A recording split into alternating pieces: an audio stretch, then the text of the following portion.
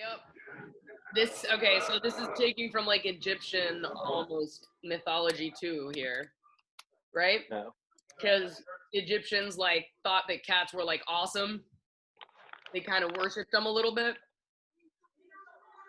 you know? And in the movie The Mummy, the guy, what's his Imhotep, is scared of the cat. Brendan Fraser shows him the cat, and he's like, ah, and he like goes away. So there's a little bit of that here. This is oh my god, this is like another version of The Mummy, like a reimagined version of The Mummy. Cool. Okay. Yeah, you can see because they showed cats at the very beginning. And well, excavation gone wrong, unearthing a demon. That's exactly what they do in The Mummy. Mm-hmm. Interesting. I was making a point about this to my students the other day. It's kind of true when people say everything has been done, but there's always a new way to do it. There's always a new way to frame it. There's always a new style, right? So really, it really all hasn't been done technically. But you can see the traces, right? Of the basic storylines and plots that keep getting recycled because they're very compelling. This is such a like horror, like basic horror, even sci-fi almost thriller plot, supernatural maybe, not sci-fi, supernatural. No, it could be. It could be. Not something in sci-fi sometimes. Oh, this is cool. That's very like video gamey. Yeah. Where it looks like you're just scrolling through your options. Yeah.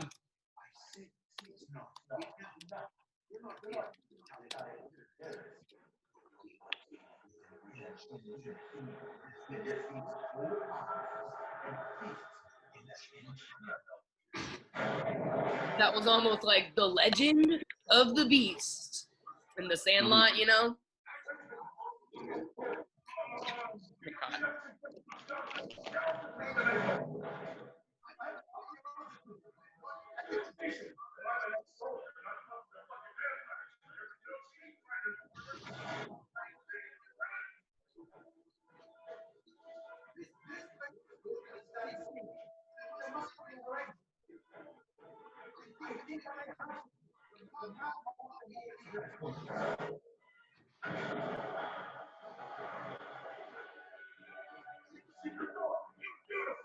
Yeah, the mercenaries like Brendan Fraser, who was like a prisoner. It's awesome.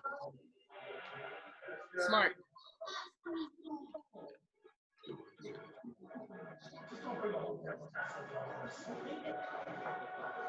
Oh, hi, Kirsch. She's fun.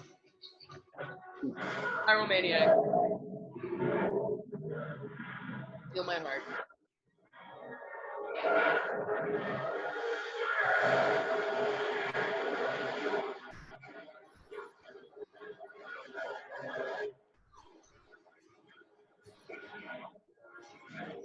Oh my god! Right in the junk.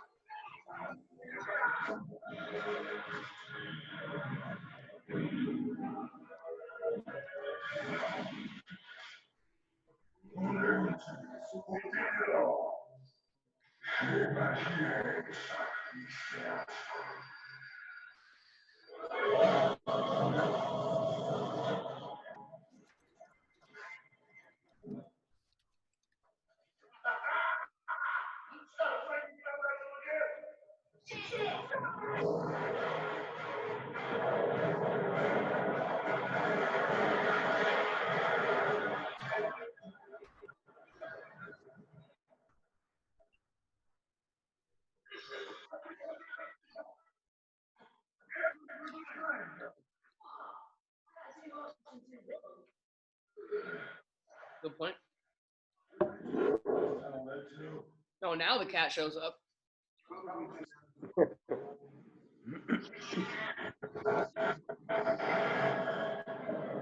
Well, I guess he showed up at a good time, so good for him.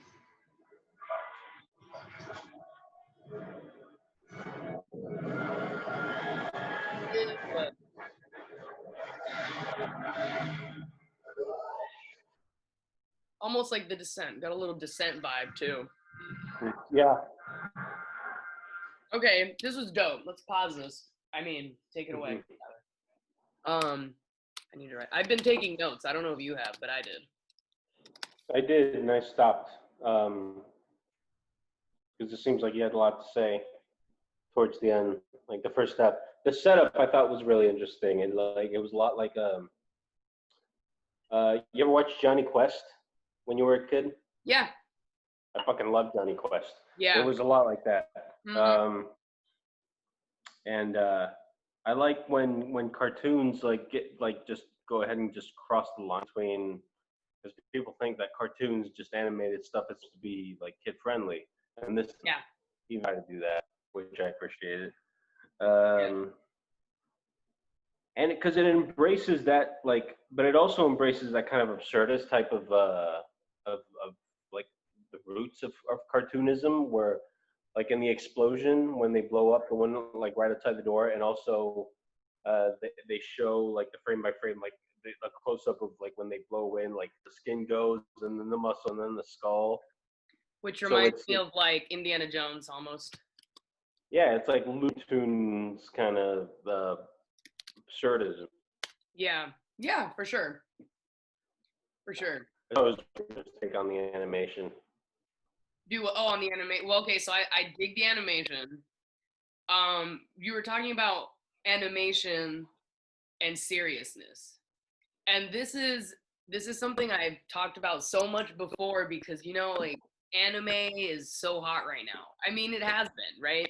And it's great. It's dope. And Kevin loves anime, right? He loves it. Mm-hmm. So I've been like checking it out and like been giving it a serious chance, and I found a few things that I like, but when I actually thought about it, the initial barrier for me was that I couldn't reconcile taking a cartoon seriously.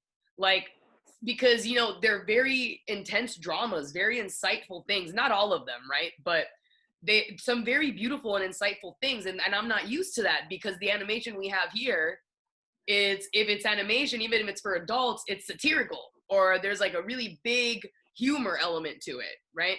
So reconciling that was one that was hard for me, and I feel like this does that really beautifully, because it's still kind of like a West. It's a theme we recognize here, right? I mentioned it before. It's the Mummy, right? Excavation gone wrong. Badass mercenary, dope team, right? Just barely make it out. We awaken a demon. It's even like scared of cats, right? So it uses this trope, and it uses animation, like you said, very seriously, but it still maintains this absurdism, and it's really gory. I love how gory it is. It's really beautiful. Even when it's being gory, it's really beautiful. It's really, really beautiful, even when it's being gory. It has a kind of almost like Tarantino like layer to it, for the first guy that dies, the intern or whatever. And it does the same thing, where it's like an Italian sandwich, where like it comes apart one layer at a time. Yeah. And then it's brain just like a huge fountain of blood, like Kill Bill. Yeah. And it follows like in that kind of like cartoonish tradition, where like obviously I'm sure Kevin's explained to you before, like the origins of anime, where it came from. Well, in Japan, like a lot of censorship going on, and like mostly like the Cold War area.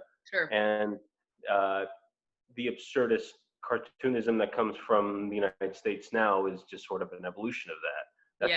That's why you get like the really over the top stuff that you see now, like Rick and Morty and BoJack Horseman. It's just an evolution from that. Interesting. That's really cool. If I was ever told that, I don't remember. So that's really cool. Yeah. That's why like some of the seedier, like what we consider some of the seedier elements of anime come from now, right? That's why it's so sexualized and violent, because it was circumventing censorship laws of the past. Nowadays, in such a like more open society, we think of it as just kind of gross and weird. But that's because it was just trying to skirt the edges of decency and normality at the time. And this is just the culmination. This is just the culmination of that. That's why you can have a huge monster with like a really like just huge unit, dick and balls, and just tear a guy in half. Oh my God, yeah. Oh my God, yeah. And that's like not even the worst thing that Netflix can put on that Speaking week. speaking about getting shot in the junk, Mhm. do you? Because I'm trying to remember a movie like it's some kind of like it's either like a movie or a show. But I'm pretty sure it's a movie, and it's like two characters that are working together, and I don't know like if they're like trying to be bruisers or what it is, but one keeps shooting other dudes in the junk. And the one guy's like, "What I tell you? You don't shoot a man in the dick, you know." And I can't peg what it is because it's like they're bad guys, but like it's like, come Mhm. on, no, not there. And I can't remember what it is. So if anyone's watching and you know what movie that is, comment please, because I don't remember what it is. But do you know what I'm I talking about? I'm sure I've seen it, but I can't think of it right now. Sounds familiar though, yeah. It could be. Oh man, okay. I don't think it is, but it sounds like something that would have happened several times in like Pineapple Express. You know that's interesting because I also went to Pineapple Express and was like, nah, no, that's probably not it. So maybe Really? maybe it was Pineapple Express then. Yeah, maybe. I Maybe. remember. Oh man, it's because it's what I appreciate about Pineapple Express is that it just inserts, much like this episode did, just inserts absolute moments of absurdity and hilarity Oh yeah, into what's supposed to otherwise be a terrifying and serious situation. absolutely. Yeah, Huh. which is like kind of the thing that like launched Danny McBride's career. Like Oh Seth yeah. Rogen talked about this and just how his role in that movie was supposed to be so much smaller, but Mm-hmm. they just thought that he was just so funny, Mm. and they just kept giving him more lines, and that's like really what ended up expanding the trope of comic relief in like sci-fi horror specifically. He was in uh, Alien Covenant. He Mm-hmm. was in Alien Covenant, and like he wasn't like super funny in that movie, but he was the guy who identified that the audio file in the beginning of that movie was "Country Roads" by John Denver, which Uh-huh. yeah, just the way he delivered that line, like he was just like this weird, like really silly, unscientific guy, just Sure. identified that, and that delivery contrasted against what was like, okay, yeah, they're gonna go investigate this dark, mysterious thing, and Mm-hmm. it's just this goofy, doughy guy. It's like, oh, hey, this is a dumb song that I like, and it's I don't know. I appreciate that it's just an expansion of that trope. Yeah. Well, speaking of expansion of tropes, because I will, and you could argue that so many things rely on tropes. We're not talking about everything else. We're talking about Love, Death, and Robots, Yeah. Spirit Souls.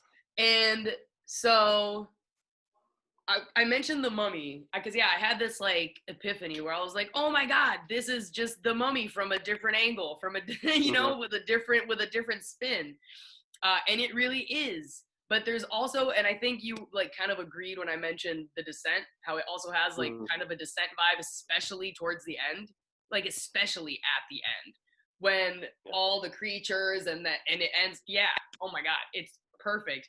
And Indiana Jones, the archaeologist thing, the underground Hmm. thing, the demons, the melting of the faces, right? Like the peeling off of the layers, right? When they see the Ark in Raiders of the Lost Ark, Yeah. they see them it all they like they melt. It's like all it's like super intense, but super awesome. So, and I've seen this episode before, but I was obviously not giving it as much attention as I should because now that I was really trying, I have all these things to say about it. Mm. So I need to start paying more because I will admit that I watched this episode because Kevin was like cats, and I was like, okay, let's watch this, Mm. you know. Uh, but but damn, in retrospect, it's got some really good stuff, man. I'm really impressed. I'm really impressed. No, And it works so well as just one episode of a mini series that's not that long, because of the ending, as spoilers, they end up in a cave full of Draculas, yeah, and so you know that they're fucked. yeah, And so, but you haven't had, since it's like a 20-minute thing, you haven't had the time to get invest in the attached. emotionally invest in the characters. So I was like, oh, okay, I guess they're done. Yeah, So it's not what the disaster that it would be if you did a whole like 90-minute movie, Sure. where all of a sudden you just at the very end, um, just so, okay, now it turns out that the people that you watched this whole time, now they're screwed. It was Yeah. just it was just a bite-sized thing, Yeah. and yeah, so it was so they approached it from kind of a silly angle, and they didn't really try to. It was a very very self-aware episode. Yeah. And like as opposed to Black Mirror, which we were talking about earlier, because Black Mirror, they're all kind of like short films, right? Mm-hmm. It's a decent amount of time. And I mean, at least in the episodes that I really liked, my favorite one's San Junipero, you end up getting really invested in the characters, right? Mm-hmm. I hadn't thought about that, but that's an excellent point. The brevity of it makes it okay for you to do whatever you want to the characters. So that gives Love, Death, and Robots a kind of freedom, because even as we were like scrolling through to pick an episode, I didn't remember that the episodes differed so much in their length. There's like 6-minute episodes, 12-minute episodes, 20-minute episodes. So they do, I feel like they exercise a greater range of freedom here in that regard. But they all, and we were saying this earlier, they do still kind of have this connection, because there's always, even though they're not all horror, like you would not classify every episode as horror, every episode has kind of something horrific about it. Do you know what I'm saying? And it's that like mind fuck that you get in Black Mirror as well, which, let's face it, it all comes from the Twilight Zone, right? It all comes from the Twilight Zone, modern day Twilight Zones, in my opinion. And they're both great in my opinion. Yeah, and this was, I mean, like I said, basically an R-rated version of The Mummy. Yeah, very R-rated. And The Mummy, like, and even a live-action version of The Mummy, like the Tom Cruise version of The Mummy, would never have gotten away with showing a really animalistic vampire with his junk hanging out. Yeah. That's just something that just could not possibly be taken seriously in that kind of medium. You could only do this with this kind of like animation, which is self-aware and with just dashes of humor thrown in, because then you know right away it's not supposed to be horror, it's not supposed to be serious. And it's also because you were mentioning earlier how, you know, when she, like the one female character that is kind of like a pyromaniac, she's like saying everything that she has, and I was like pointing out, I was like, that's dope, and you're like, yeah, that's almost like in a game when you're scrolling through your options or whatever. Yeah.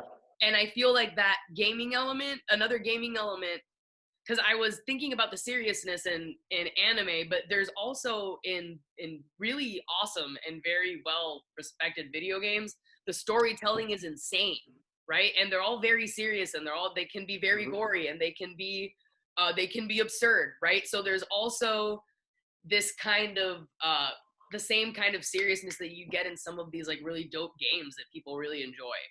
So there's a lot to this. I'll bet you if we did this with every single episode, I bet we would end up with so much more than we thought we were gonna have. We were so concerned we weren't gonna be able to like we were gonna have much to talk about. No, yeah, because every episode is so much packed into it, and it's such a unique form of storytelling that you could pick anyone from the series and dissect it and find so many elements for so many different genres. This one, obviously, from animation to horror elements to comedy elements, a lot of it packed into it, and obviously some more than others. But it'd be interesting to try to do this with one of the like 6-minute episodes, like one of the really short episodes, and see what like comes of it, because that's really short, man. Like 6 minutes. Hey, we got time. Let's do it right now. Yeah, we can if you want to. I mean, oh my God, yeah, we can. Let's see what we randomly. I meant that as a joke, but yeah, we can totally do it. Well, we can. What else are we gonna do? Or we can just leave it to be continued, and that way people will have a reason to come back. Well, now that you said it, I mean, you kind of given the game away, so we might as well do it. Oh man, the first one I'm seeing is when the yogurt took over. Oh man, that one sucks though. Well, Should we I maybe don't, try it because it sucks? I don't remember liking it. I'll put it that way. Should we? I feel like maybe we should do it then. No? Mm. Blind spot. Blind spot's 8 minutes. Oh, okay. And I was kind of into that. It has like a gangster type feel, and Yeah, it was kind of like a cyberpunk sci-fi heist thing going on. all of those things that you said make me very happy. So all yes. So